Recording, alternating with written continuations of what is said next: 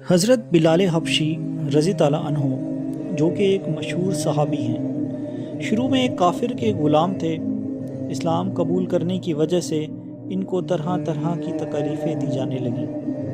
امیہ بن خلف جو مسلمانوں کا سخت دشمن تھا، ان کو سخت گرمی میں دوپہر کے وقت تپتی ہوئی ریت پر سیدھا لٹا کر ان کے سینے پر پتھر کی بڑی چٹان رکھ دیتا تھا تاکہ وہ حرکت نہ کر سکیں، اور کہتا تھا کہ یا اس حال میں مر جائیں اور زندگی چاہیں تو اسلام سے ہٹ جائیں، مگر وہ اس حالت میں بھی احد احد کہتے تھے، یعنی معبود ایک ہی ہے۔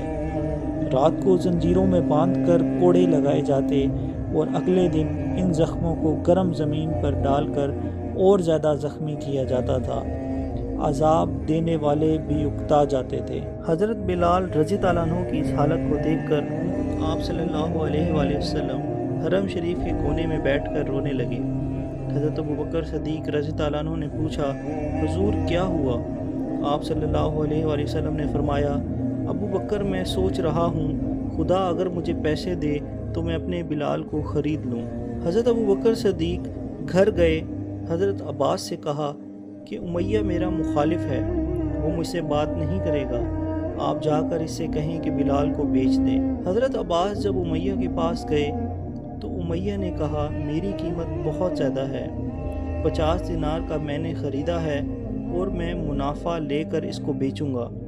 حضرت عباس نے واپس آ کر حضرت ابوبکر صدیق رضی اللہ عنہ کو بتایا تو حضرت ابوبکر کہنے لگے کہ چلو میں بھی ساتھ چلتا ہوں۔ ابوبکر صدیق رضی اللہ عنہ کو آتا دیکھ کر وہ چڑ گیا اور کہا کہ اگر آپ بلال کو خریدنا چاہتے ہیں تو آپ کے پاس جو رومی غلام ہے اور اس کے ساتھ 2 لونڈیاں بھی دینی ہوں گی، اور اب 50 دینار کی بجائے 2000 دینار بھی لوں گا۔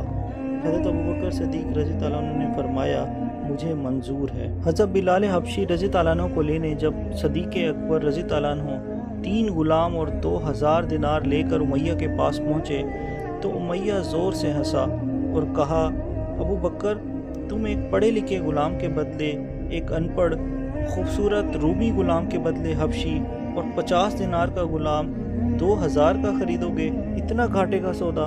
حضرت ابوبکر صدیق رضی اللہ عنہ نے فرمایا، اے امیہ تو نے ابھی بھی پیسے تھوڑے مانگے ہیں، اگر میں یمن کا حکمران ہوتا اور تو مجھے کہتا کہ بلال میں تجھے تب دوں گا جب تو مجھے یمن کی حکمرانی دے گا تو میں تجھے یمن کی حکمرانی بھی دے دیتا، لیکن بلال کو ضرور آزاد کرواتا۔ اللہ اکبر۔ جب آپ رضی اللہ عنہ نے حضرت بلال کو آزاد کروایا تو وہ سخت اذیت میں تھے، جسم زخمی تھا جس سے خون رس رہا تھا۔ ایسی حالت میں حضرت بلال آپ صلی اللہ علیہ وآلہ وسلم کے عشق اور ملاقات کی آرزو میں کہنے لگے کہ جلدی جلدی مجھے حضور کے پاس لے جائیں۔ آپ رضی اللہ عنہ نے کہا، اے بلال جلدی نہ کر، جب میں تجھے آزاد کروانے نکلا تو آپ صلی اللہ علیہ وآلہ وسلم تیرے لیے آنسو بہا رہے تھے، اگر وہ اس حالت میں تجھے دیکھیں گے تو انہیں اور تکلیف ہوگی۔ آپ رضی اللہ عنہ حضرت بلال کو اپنے گھر لے گئے۔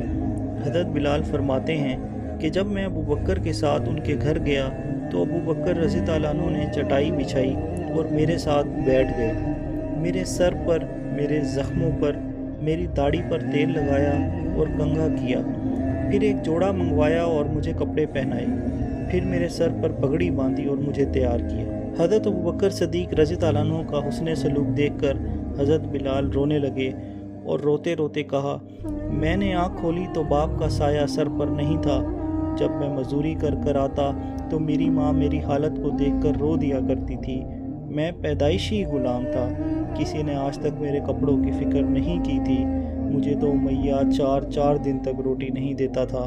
اے ابو بکر میں نے تو یہ رنگ کبھی نہیں دیکھے تھے جو تو مجھے دکھا رہا ہے۔ حضرت ابوبکر صدیق رضی اللہ عنہ نے حضرت بلال کو تیار کیا اور آپ صلی اللہ علیہ وآلہ وسلم کے پاس لے گئے۔ آپ صلی اللہ علیہ وآلہ وسلم نے حضرت بلال رضی اللہ عنہ کو دیکھ کر سینے سے لگا لیا۔